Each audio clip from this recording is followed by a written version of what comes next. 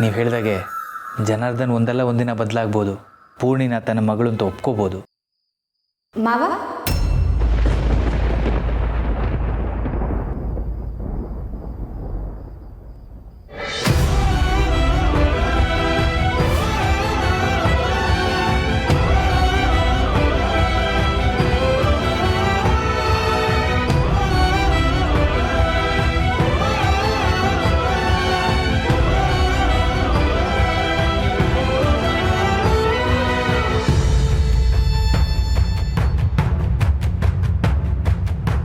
ಮಾವ, ನನ್ನ ಮಗಳು ಅಂತ ಯಾರು ಒಪ್ಕೋಬೇಕು?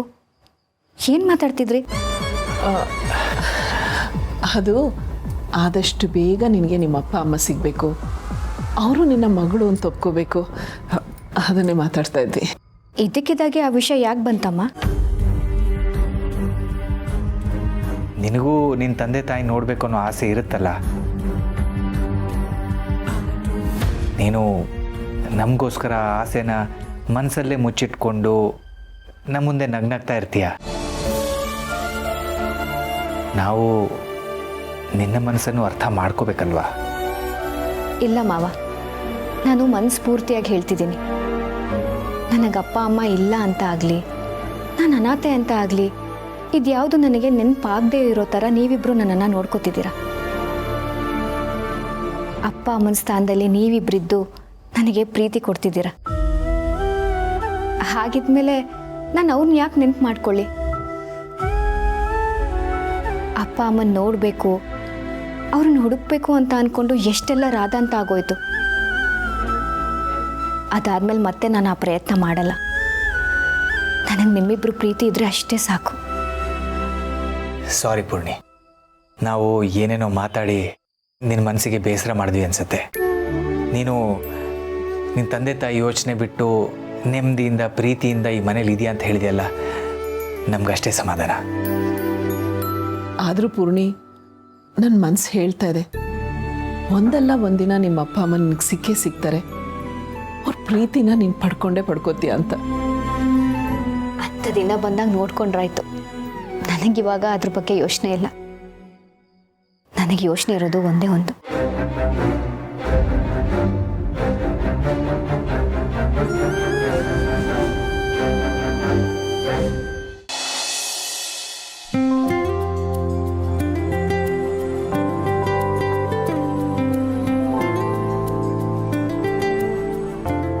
ಸರಿ ತಗೋ, ನಿಮಗೆ ಇದು ಬೋನಸ್ ದುಡ್ಡು.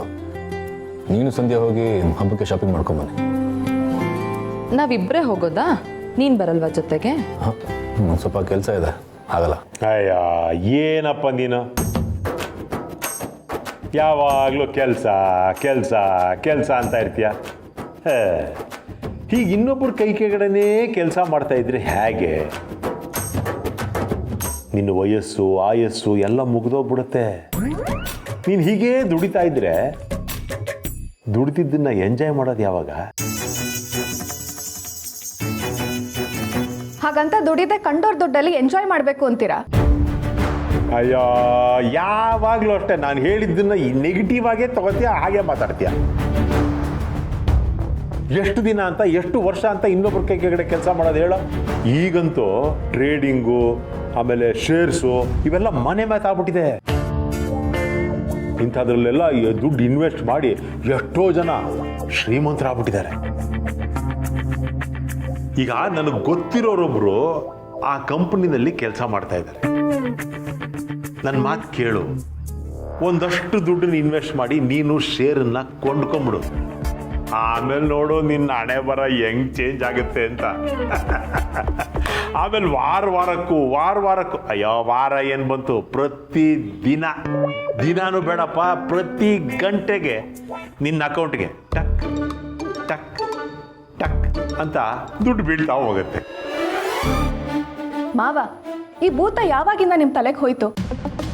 ಈ ಶೇರ್ಸು ಟ್ರೇಡಿಂಗು ಯಾವುದೋ ನಮ್ಮಂಥವ್ರಿಗಲ್ಲ. ಏನೋ ಗೊತ್ತಿಲ್ಲದೆ ಯಾರ್ಯಾರ್ದೋ ಮಾತು ಕೇಳಿ ಎಷ್ಟೋ ಜನ ಅದಕ್ಕೆ ದುಡ್ಡು ಹಾಕಿ ಬೀದಿಗೆ ಬಿದ್ದಿದ್ದಾರೆ. ನಾನು ಈ ಹಿಂದೆ ನಂದಿನಿ ನಂಬ್ಕೊಂಡು ಮೋಸ ಹೋಗಿದ್ದೆ. ಹೌದು ಅಂಕಲ್, ನಮ್ಮ ಹತ್ರ ಮಿತಿ ಮೀರಿ ದುಡ್ಡಿದ್ದಾಗ ಮತ್ತೊಬ್ಬರು ಮಾತು ಕೇಳಿಕೊಂಡು ದುಡ್ಡು ಹಾಕಿ ದುಡ್ಡು ತೆಗಿಯೋ ರಿಸ್ಕ್ ತಗೋಬೋದು. ಆದರೆ ನಮ್ಮ ಹತ್ರ ಇರೋದೇ ಅಲ್ಪ ಸ್ವಲ್ಪ ದುಡ್ಡು. ಆ ದುಡ್ಡಿಂದನೇ ಈಗ ಬದುಕು ಕಟ್ಕೊಳ್ತಾ ಇದ್ದೀವಿ.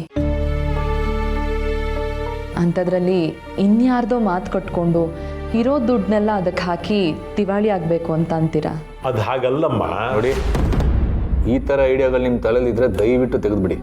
ಕಷ್ಟಪಟ್ಟು ದುಡಿಯೋದ್ರ ಕಡೆ ಫಸ್ಟು ಗಮನ ಕೊಡಿ. ಅದು ಆಗಲಿಲ್ವಾ, ಮನೇಲಿ ತಿನ್ಕೊಂಡು ನೆಮ್ಮದಿಯಾಗಿದ್ಬಿಡಿ. ಆಯ್ತು ಬಿಡಪ್ಪ, ಇಲ್ಲಿಗೆ ಈ ಮಾತನ್ನ ನಿಲ್ಲಿಸ್ಬಿಡೋಣ. ನೀವೆಲ್ಲ ಅಲ್ಪತೃಪ್ತರು, ಹಾಸಿಗೆ ಇದ್ದಷ್ಟೇ ಕಾಲು ಚಾಚ್ತೀವಿ ಅನ್ನೋರು. ಏನೋ 4 ಕಾಸು ಸಂಪಾದನೆ ಮಾಡಿ ಶ್ರೀಮಂತರಾಗ್ಲಿ ಅಂತ ಹೇಳಿದ್ನಪ್ಪ. ನೀವು ನನಗೆ ಉಪದೇಶ ಮಾಡಕ್ ಬರ್ತೀರಲ್ಲ. ನನ್ನ ಹತ್ರ 4 ಕಾಸು ಇದ್ದಿದ್ರೆ ನಾನು ಇನ್ವೆಸ್ಟ್ ಮಾಡಿ ದೊಡ್ಡ ಶ್ರೀಮಂತನಾಗ್ಬಿಡ್ತಿದ್ದೆ. ಆದ್ರೆ ಏನು ಮಾಡೋದು, ನನ್ನ ಹತ್ರ ಪುಡುಗಾಸು ಇಲ್ವೇ. ಒಳ್ಳೇದಾಯಿತು, ದುಡ್ಡು ಕಳ್ಕೊಳ್ಳೋದು ತಪ್ಪಿತು.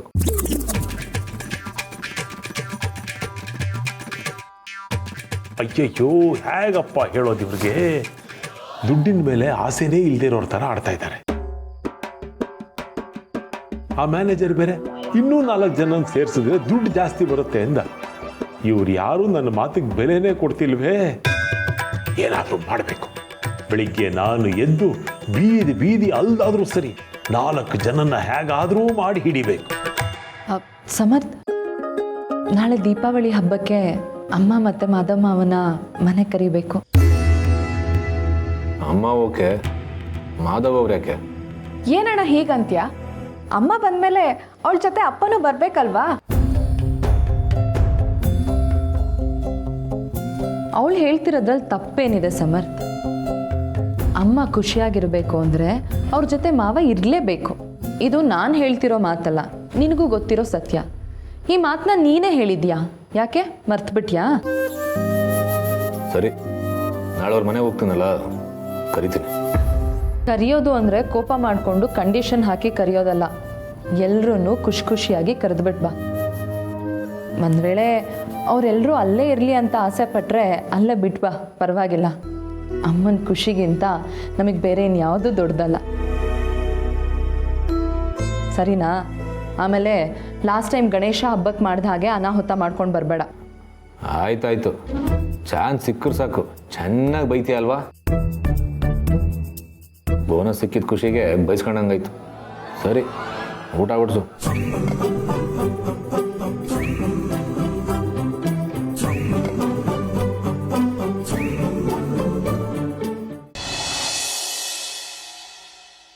ಯೋಚನೆನಾ?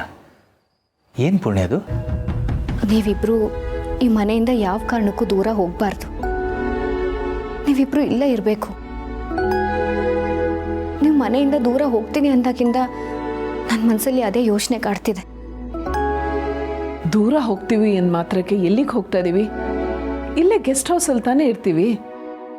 ನೀನು ಯಾಕೆ ಆ ವಿಷಯದ ಬಗ್ಗೆ ಅಷ್ಟೊಂದು ಚಿಂತೆ ಮಾಡ್ತಾ ಇದೀಯಾ? ಗೊತ್ತಿಲ್ಲ ಅಮ್ಮ, ನೀವಿಲ್ಲದೆ ಈ ಮನೇಲಿರೋಕೆ ಕಷ್ಟ ಅನ್ಸುತ್ತೆ. ನೀವಿಬ್ರು ಈ ಮನೆಯಿಂದ ದೂರ ಹೋಗದೆ ಇರೋ ಹಾಗೆ ಬೇರೆ ಏನಾದರೂ ಪರಿಹಾರ ಹುಡ್ಕೋಣ.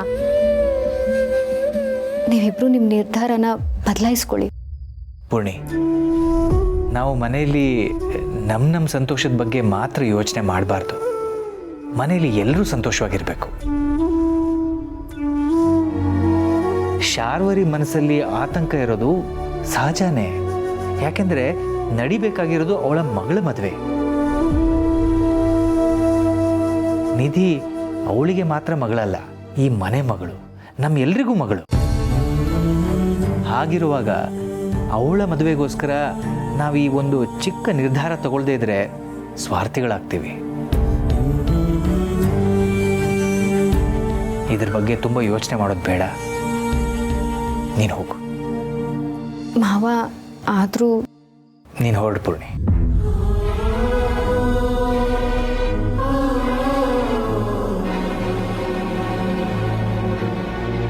ಮಾಧವ್ ಅವರೇ, ನಾವಿಲ್ಲಿಂದ ಯಾವಾಗ ಹೊರಡ್ತಾ ಇದ್ದೀವಿ? ನಾಳೆನೇ ಹೊರಡ್ತಾ ಇದ್ದೀವಿ. ನಾಳೆ ಸಂಜೆ ಒಳಗೆ ಗೆಸ್ಟ್ ಹೌಸ್ ರೆಡಿ ಆಗುತ್ತೆ.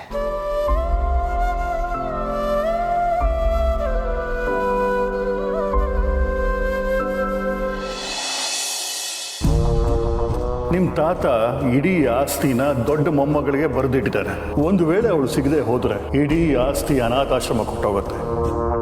ನಿಮ್ಮ ಅಕ್ಕ ಸಿಕ್ಕಿದ ಮೇಲೆ ನಾವು ಸೇಫ್ ಆಗೋದು. ಸ್ವಲ್ಪ ದಿನ ಮಟ್ಟಕ್ಕೆ ನೀನು ಅವಳನ್ನ ಅಕ್ಕ ಅಂತ ಒಪ್ಕೊಳ್ಳೇಬೇಕು.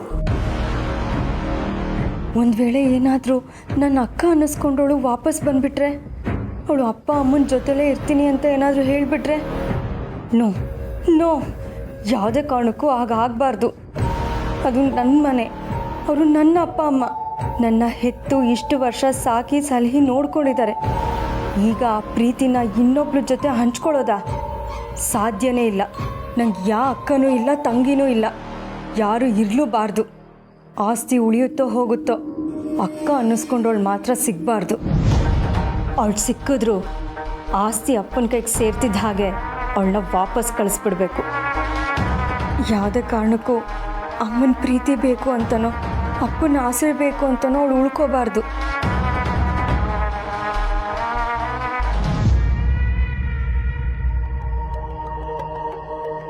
ದೀಪಿಕಾ, ಏನಾಯ್ತು? ಏನೋ ಯೋಚನೆ ಮಾಡ್ತಿದ್ಯಾ? ನಿನ್ ಕಣ್ಣಲ್ಲಿ ನೀರಾ? ಯಾಕೆ ದೀಪಿಕಾ ಅಳ್ತಿದ್ಯಾ? ಯಾಕೋ ಗೊತ್ತಿಲ್ಲ ಅಭಿ, ಮನಸ್ಸಿಗೆ ತುಂಬ ನೋವಾಗ್ತಿದೆ. ನೀನೆಲ್ಲಾದರೂ ಆಚೆ ಕರ್ಕೊಂಡು ಹೋಗ್ತೀಯ ಪ್ಲೀಸ್? ಇಷ್ಟೊತ್ತಲ್ಲ. ನನ್ನನ್ನು ಆಚೆ ಕರ್ಕೊಂಡು ಹೋಗೋಕೆ ಟೈಮ್ ನೋಡ್ತಿದ್ಯಾ? ಯಾಕೆ ಮದುವೆಗಿಂತ ಮುಂಚೆ ಇಡೀ ರಾತ್ರಿ ನಾನು ನೀನು ಇಬ್ಬರೇ ಲಾಂಗ್ ಡ್ರೈವ್ ಹೋಗ್ತಿದ್ವಿ. ಯಾವಾಗಲೂ ನನ್ನ ಜೊತೆಲೇ ಇರ್ತಿದ್ದೆ. ನನ್ನ ಬಿಟ್ಟೋಗೋಕ್ಕೆ ಮನಸ್ಸೇ ಇಲ್ಲ ಅಂತ ಹೇಳ್ತಿದ್ದೆ. ಆದರೆ ಈಗ ನನಗೆ ಮನಸ್ಸರಿಲ್ಲ, ಆಚೆ ಕರ್ಕೊಂಡು ಹೋಗು ಅಂದರೆ ಯೋಚನೆ ಮಾಡ್ತಿದ್ಯಾ? ಸಾರಿ ದೀಪಿಕಾ, ನಾನು ಆ ಅರ್ಥದಲ್ಲಿ ಹೇಳಲಿಲ್ಲ. ಏನೋ ಮಾತಿನ ಬರದಲ್ಲಿ ಇಷ್ಟೊತ್ತಲ್ಲ ಅಂತ ಹೇಳಿದೆ ಅಷ್ಟೆ. ನಿನ್ನ ಮನಸ್ಸು ಸರಿ ಇಲ್ಲ ಅಂತ ಹೇಳ್ತಿದ್ದಿಲ್ಲ. ಮೊದಲು ಅದನ್ನು ಹೇಳು, ಏನಾಯಿತು ಅಂತ. ಅದು ಏನಿಲ್ಲ ಅಭಿ, ಮಾವ ತುಳಸಿ ಅಮ್ಮ ಇಬ್ಬರು ಮನೆ ಬಿಟ್ಟು ಹೋಗ್ತಿದ್ದಾರಲ್ಲ, ಅದಕ್ಕೆ ನಂಗೆ ತುಂಬ ಬೇಜಾರಾಗ್ತಿದೆ. ಅವರಿಲ್ಲ ಅಂದರೆ ಈ ಮನೆ ಅಂತಲೇ ಅನಿಸಲ್ಲ. ಅವರಿಬ್ಬರು ಈ ಮನೆಗೆ ದೊಡ್ಡವರು. ಅವ್ರು ಈ ಮನೆ ಬಿಟ್ಟು ಹೋಗ್ಬಿಟ್ರೆ ನಾವೆಲ್ಲರೂ ಅನಾಥರಾಗ್ಬಿಡ್ತೀವೇನೋ ಅನ್ನೋ ಫೀಲ್ ಬರ್ತಿದೆ. ಅದನ್ನು ನೆನೆಸ್ಕೊಂಡ್ರೆ ತುಂಬ ದುಃಖ ಆಗ್ತಿದೆ. ಅಳುನೇ ಬಂದ್ಬಿಡ್ತಿದೆ ಅಭಿ. ನಿಜ ದೀಪಿಕಾ, ಅವರ ರೀತಿ ನಿರ್ಧಾರ ಮಾಡಿರೋದು ನನಗೂ ತುಂಬಾ ಬೇಜಾರಾಗ್ತಿದೆ. ಆದರೆ ಅವ್ರು ಮನೆ ಬಿಟ್ಟು ಹೋಗ್ತಿದ್ದಾರೆ ಅನ್ನೋ ಕಾರಣಕ್ಕೆ ನಾವು ಆಚೆ ಸುತ್ತಾಡ್ಕೊಂಬರೋದು ತಪ್ಪಲ್ವಾ? ಅದ್ರ ಬದಲು ಅವ್ರನ್ನ ಕನ್ವಿನ್ಸ್ ಮಾಡೋಣ, ಅವ್ರ ಜೊತೆಗೆ ಮಾತಾಡೋಣ, ಮನೆ ಬಿಟ್ಟು ಹೋಗ್ಬೇಡಿ ಅಂತ ರಿಕ್ವೆಸ್ಟ್ ಮಾಡೋಣ. ಅದೇ ಸರಿ ತಾನೇ? ಅಲ್ಲ, ಅದು ಅಭಿ, ನಾವು ನಾವೇ ಮಾತಾಡೋಣ. ನೀನು ಅದ್ರ ಬಗ್ಗೆ ಏನು ಯೋಚನೆ ಮಾಡಬೇಡ. ನಾಳೆ ಬೆಳಿಗ್ಗೆ ನಮ್ಮ ಮನಸ್ಸಲ್ಲಿ ಏನಿದೆ ಅಂತ ಅವ್ರಿಗೆ ಹೇಳೋಣ.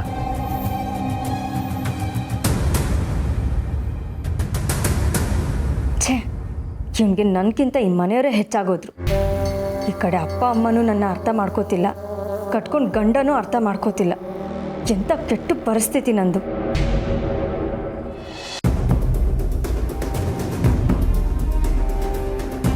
ಜೊತೆಲ್ಲೋಗಿದೆ ಯಾಕೆ?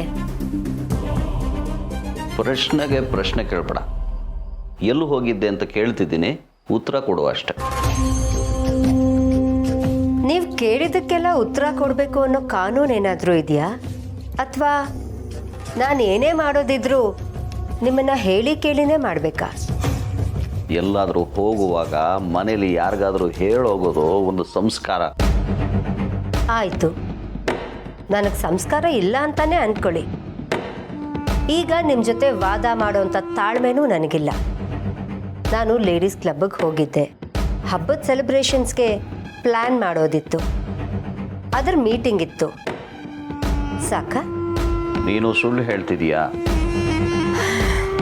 ನಿಮ್ಮ ಹತ್ರ ಪ್ರೂವ್ ಮಾಡ್ಕೊಳ್ಳೋ ಅವಶ್ಯಕತೆ ನನಗಿಲ್ಲ.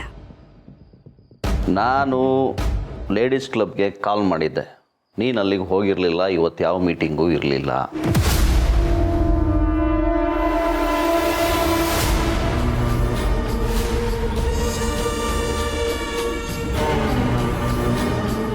ನೀವು ಯಾವ ಬ್ರಾಂಚಿಗೆ ಕಾಲ್ ಮಾಡಿದ್ರಿ? ನಮ್ಮ ಕ್ಲಬ್ಬಿಗೆ ತುಂಬ ಬ್ರಾಂಚಸ್ ಇದೆ. ಎಲ್ಲ ಬ್ರಾಂಚಸ್ಗೂ ನಾನೇ ಪ್ರೆಸಿಡೆಂಟ್. ಹಾಗಾದರೆ ನೀನು ಯಾವ ಬ್ರಾಂಚಿಗೆ ಹೋಗಿದ್ದೆ? ಏನು ಪತ್ತೆದಾರಿಕೆನಾ? ನೋಡಿ, ಈ ರೀತಿ ಪತ್ತೆದಾರಿಕೆ ಮಾಡಿ ನನ್ನ ಮನಸ್ಸಿಗೆ ನೋವು ಕೊಡಬೇಡಿ. ಈಗಾಗಲೇ ಜೀವ ತುಂಬ ನೊಂದಿದೆ. ನೊಂದಿದ್ಯಾ ನಿನ್ನ ಜೀವನ? ಜೀವ ತೆಗಿಯೋರ ಬಾಯಲ್ಲಿ ಇಂಥ ಮಾತು ಬರಬಾರ್ದು. ನಿಮಗೆ ನಾನು ಏನು ಹೇಳಿದ್ರೂ ಅರ್ಥ ಆಗಲ್ಲ. ಮಗಳ ಮದುವೆ ನಿಲ್ಲುತ್ತೆ ಅನ್ನೋ ಆತಂಕ ಮನಸ್ಸಿನಲ್ಲಿ ಕೊರೀತಾ ಇದೆ. ನಿಮಗೆ ಇದ್ರ ಯಾವುದ್ರ ಬಗ್ಗೆನೂ ಯೋಚನೆ ಇಲ್ಲ ಅಲ್ವಾ? ಅದ್ರ ಬಗ್ಗೆ ಮಾತಾಡೋದಕ್ಕೆ ಅಂತಲೇ ನಾನು ನಿನ್ನನ್ನು ಕಾಯ್ತಿದ್ದೆ. ಅಣ್ಣ ಹೇಳ್ತಿದ್ದ ಅವನು ನಾಳೆನೇ ಮನೆ ಬಿಟ್ಟು ಹೋಗ್ತಾನಂತೆ. ಆದರೆ ಇದಕ್ಕೆಲ್ಲ ಕಾರಣ ಏನು ಅಂತ ನನಗೆ ನಿಜ ಗೊತ್ತಾಗಬೇಕು. ಆ ಶಾಸ್ತ್ರ ಹೇಳೋನು ಇದ್ದಕ್ಕಿದ್ದ ಹಾಗೆ ಮನೆಗೆ ಬಂದು ಏನೇನೋ ಹೇಳಿದ್ನಲ್ಲ, ಅದ್ರ ಹಿಂದೆ ನಿನ್ನ ಕೈ ಒಡ ಇದೆಯಾ? ಸದಾಶಿವನಿಗೆ ಅದೇ ಧ್ಯಾನ. ಈ ಮನೇಲಿ ಏನೇ ನಡೆದ್ರು ಅದಕ್ಕೆ ನಾನೇ ಕಾರಣ ಅನ್ನೋ ರೀತಿ ದಯವಿಟ್ಟು ಮಾತಾಡಬೇಡಿ. ನಾನಿದನ್ನ ನಿಮಗೆ 100 ಸರಿ ಹೇಳಾಗಿದೆ. ಈ ಮನೆ ಬಗ್ಗೆ ನನಗೆ ತುಂಬ ಕಾಳಜಿ ಇದೆ. ಯಾವತ್ತೋ ಮಾಡಿರೋ ಒಂದೇ ಒಂದು ತಪ್ಪಿನಿಂದ ಇವತ್ತಿಗೂ ನನ್ನನ್ನು ಅಳಿಬೇಡಿ. ಎಲ್ಲ ತಪ್ಪುಗಳಿಗೂ ಕ್ಷಮೆ ಅನ್ನೋದಿರತ್ತೆ. ಆದರೆ ನೀನು ಮಾಡಿರೋ ತಪ್ಪಿಗೆ ಖಂಡಿತ ಕ್ಷಮೆ ಇಲ್ಲ. ಮನೆ ಬಗ್ಗೆ ಕಾಳಜಿ ಇದೆ ಅಂತ ಸುಳ್ಳು ಹೇಳಿ ಮನೆಗೆ ಬೆಂಕಿ ಹಚ್ಚೋ ಕೆಲಸ ಮಾಡೋಳು ನೀನು. ನೀವು ಹಾಗೆ ಅಂದ್ಕೊಂಡ್ರೆ ನಾನೇನೂ ಮಾಡೋಕ್ಕಾಗಲ್ಲ. ನಿಮ್ಮನ್ನು ಬದಲಾಯಿಸೋ ಶಕ್ತಿ ನನಗಿಲ್ಲ. ಆದರೆ ತುಳಸಿ ಅವರು ಬಾಬಾ ಹೋಗ್ತಿರೋದಕ್ಕೆ ನನಗೂ ತುಂಬ ಬೇಜಾರಿದೆ. ಅವ್ರು ಹೋಗ್ತಿರೋದು ನನಗೂ ಇಷ್ಟ ಇಲ್ಲ. ಅವರು ಮನೆ ಬಿಟ್ಟು ಹೋಗ್ತೀನಿ ಅಂದಾಗ ಮೊದಲು ನನ್ನ ಕಣ್ಣಲ್ಲೇ ನೀರು ಬಂದಿದ್ದು. ಸಾಧ್ಯವಾದರೆ ಅರ್ಥ ಮಾಡ್ಕೊಳ್ಳಿ.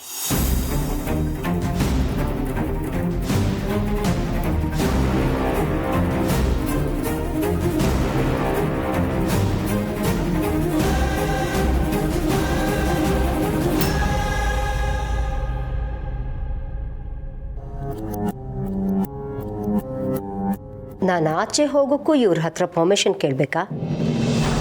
ಅಕ್ಕನ ಸಮಾಧಿ ಹತ್ರ ಹೋಗಿ ಅವಳ ಹತ್ರ ಮಾತಾಡದೇ ಇದ್ರೆ ನನಗೆ ಸಮಾಧಾನ ಆಗಲ್ಲ.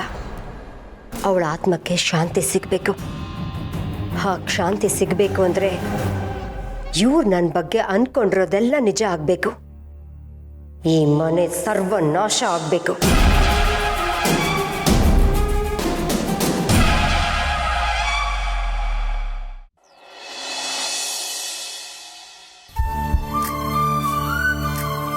ತುಳಸಿಯವರೇ, ನನಗೆ ಸ್ವಲ್ಪ ಹೊರಗಡೆ ಕೆಲಸ ಇದೆ, ಹೋಗಿ ಬರ್ತೀನಿ. ಬಾಬಾ, ಶಾರ್ವರಿ, ಹೊರಗಡೆ ಹೊರಡ್ರಾ? ಹೌದು, ಸ್ವಲ್ಪ ಕೆಲಸ ಇತ್ತು, ಹೋಗಿ ಬರ್ತೀನಿ. ನೀನೇನಿಲ್ಲಿ? ನಿಮ್ಮ ಜೊತೆ ಸ್ವಲ್ಪ ಮಾತಾಡಬೇಕಿತ್ತು, ಅದಕ್ಕೆ ಬಂದೆ. ಹೌದಾ? ಬಾ ಬಾ.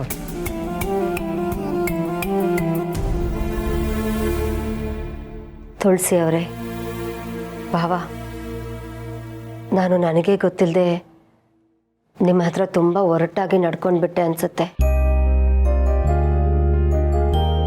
ಆ ಶಾಸ್ತ್ರದವನು ಹೇಳಿದ ಮಾತು ಕೇಳಿ ಭಯಕ್ಕೆ ಏನೇನೋ ಮಾತಾಡ್ಬಿಟ್ಟೆ. ದಯವಿಟ್ಟು ನನ್ನ ಕ್ಷಮಿಸ್ಬಿಡಿ. ಕ್ಷಮೆ ಕೇಳೋಂಥ ಮಾತೆಲ್ಲ ಯಾಕೆ ಶಾರ್ವರಿ? ನೀವು ಮಾತಾಡಿದ್ರಲ್ಲಿ ಯಾವ ತಪ್ಪು ಇಲ್ಲ. ಇಲ್ಲ ತುಳಸಿ ಅವರೇ, ಅವನು ಹೇಳಿದ್ದೆಲ್ಲ ಈ ಮನೇಲಿ ನಡೀತಾ ಇದೆ. ಅದಕ್ಕೆ ಒಂದು ರೀತಿಲಿ ಭಯನೇ ಆಯಿತು. ನನ್ನ ಮಗಳ ಮದುವೆ ಆಗುತ್ತೋ ಇಲ್ವೋ ಅನ್ನೋ ಗಾಬರಿಲಿ ನನಗೇನು ಮಾಡಬೇಕು ಅನ್ನೋದೇ ಗೊತ್ತಾಗಲಿಲ್ಲ. ಆದ್ರೀಗ ನನ್ನ ತಪ್ಪೇನು ಅಂತ ನನಗೆ ಗೊತ್ತಾಗಿದೆ. ದಯವಿಟ್ಟು ನೀವೆಲ್ಲೂ ಹೋಗಬೇಡಿ. ಅದಕ್ಕೆಲ್ಲ ಬೇರೆ ಪರಿಹಾರ ಏನಾದರೂ ಇದ್ದರೆ ನೋಡೋಣ. ಅಥವಾ ನನ್ನ ಮಗಳು ಹಣೆಯಲ್ಲಿ ಮದುವೆ ಆಗಬಾರ್ದು ಅಂತಾನೆ ಬರ್ತಿದ್ರೆ ಯಾರೇನೂ ಮಾಡೋಕ್ಕಾಗಲ್ಲ. ಆದರೆ ನೀವು ಮಾತ್ರ ಮನೆ ಬಿಟ್ಟು ಹೋಗಬೇಡಿ. ಇಷ್ಟು ದಿನ ಒಟ್ಟಿಗೆ ಇದ್ದಿದ್ದು ನಾವು ಈಗ ಬೇರೆ ಆಗೋದು ಅಂದರೆ ನನಗದನ್ನು ಸಹಿಸ್ಕೊಳ್ಳೋಕ್ಕಾಗ್ತಿಲ್ಲ. ನೋಡಿ ಶಾರ್ವರಿ, ನಿನಗೆ ಈ ಮನೆ ಬಗ್ಗೆ ಎಷ್ಟು ಕಾಳಜಿ ಇದೆ, ಎಷ್ಟು ಪ್ರೀತಿ ಇದೆ ಅನ್ನೋದು ನಮಗೆ ಗೊತ್ತು. ಹಾಗೆ ನಿಧಿ ಬಗ್ಗೆ ನಮಗೂ ಕಾಳಜಿ ಇದೆ, ಪ್ರೀತಿ ಇದೆ. ನೀನು ಇಷ್ಟು ವರ್ಷ ಈ ಮನೆನ ಕಾಪಾಡ್ಕೊಂಡು ಬಂದಿದ್ಯಾ. ಈಗ ನಿಧಿ ಜೀವನನ ಕಾಪಾಡೋದು ನಮ್ಮ ಜವಾಬ್ದಾರಿ ಅಲ್ವಾ? ಹೌದು ಶಾರ್ವರಿ, ನೀವು ಹಾಗೆ ಮಾತಾಡಿದ್ರಲ್ಲಿ ಯಾವ ತಪ್ಪು ಇಲ್ಲ. ಒಬ್ಳು ತಾಯಿಯಾಗಿ ಮಗಳ ಜೀವನದ ಬಗ್ಗೆ ಯೋಚನೆ ಮಾಡಿ ಸರಿಯಾಗಿ ಮಾತಾಡಿದ್ರಿ. ನಿಧಿ ನಿಮಗೆ ಮಾತ್ರ ಮಗಳಲ್ಲ, ನಮಗೂ ಮಗಳೇ. ನಾವು ಮನೆ ಬಿಟ್ಟು ಆಚೆ ಹೋಗೋದ್ರಿಂದ ನಿಧಿ ಜೀವನ ಸರಿ ಹೋಗುತ್ತೆ ಅನ್ನೋದಾದರೆ, ಈ ಮನೆಯಲ್ಲಿ ಶುಭ ಕಾರ್ಯ ನಡೆಯುತ್ತೆ ಅನ್ನೋದಾದರೆ, ನಾವು ಆಚೆ ಹೋಗೋದ್ರಲ್ಲಿ ದೊಡ್ಡ ವಿಷಯ ಏನಲ್ವೇ ಅಲ್ಲ. ಕೆಲವು ನಂಬಿಕೆಗಳನ್ನು ವಿರೋಧ ಮಾಡೋದಕ್ಕಿಂತ ಅದನ್ನು ನಂಬಿ ಅದರ ಪ್ರಕಾರ ನಡೆಯೋದ್ರಿಂದ ಎಲ್ರಿಗೂ ಸಮಾಧಾನ ಅನಿಸುತ್ತೆ. ಹಾಗಿದ್ರೆ ನಿಮ್ಮ ನಿರ್ಧಾರ ಯಾವುದೇ ಕಾರಣಕ್ಕೂ ಬದಲಾಗಲ್ವಾ? ಇಲ್ಲ, ಯಾವ ಕಾರಣಕ್ಕೂ ಬದಲಾಗಲ್ಲ. ಯಾವುದಕ್ಕೂ ನೀವು ಇನ್ನೊಂದ್ಸರಿ ಯೋಚನೆ ಮಾಡಿ ಬಾವಾ. ನೀವು ಈ ಮನೆಯಿಂದ ಹೊರಟು ಬಿಟ್ರೆ ಈ ಮನೆ ಕತ್ಲಾಗೋಗುತ್ತೆ. ದಯವಿಟ್ಟು ಯೋಚನೆ ಮಾಡಿ.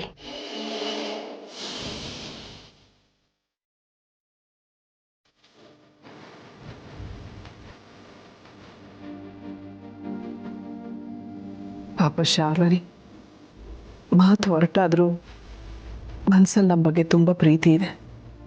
ಹೌದು, ಶಾರ್ವರಿ ಹಾಗೇನೆ. ಮುಂಚಿಂದನು ನೇರವಾಗಿ ಮಾತಾಡ್ತಾಳೆ, ಮನಸ್ಸಿಗೆ ತುಂಬ ಹಚ್ಕೋತಾಳೆ.